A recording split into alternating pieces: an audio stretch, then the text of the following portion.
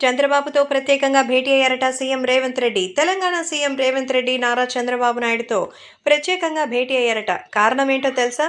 నారా చంద్రబాబు నాయుడు ఏపీకి సీఎం కాబోతున్నారు.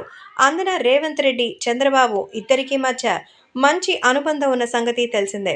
సో నారా చంద్రబాబు నాయుడు అయితే ఇప్పుడు తెలుగుదేశం పార్టీకి ఏ విధంగా అయితే సీఎం కాబోతున్నారో, గతంలో చంద్రబాబు నాయుడే రేవంత్ రెడ్డి రాజకీయాల్లో ప్రోత్సహించారు.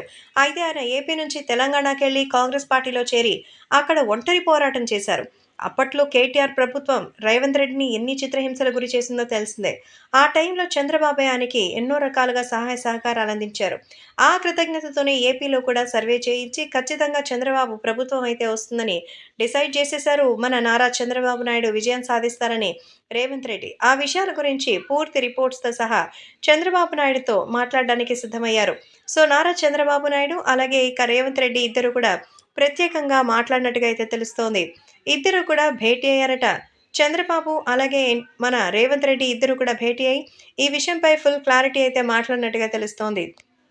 ఏపీలో సీఎంగా అయితే ఖచ్చితంగా రెడీ అవ్వడానికి సిద్ధంగా ఉండాలని మరి నారా చంద్రబాబు నాయుడికి సర్వే ప్రకారం వచ్చిన రిపోర్ట్స్ని రేవంత్ రెడ్డి చూపించినట్టుగా తెలుస్తోంది.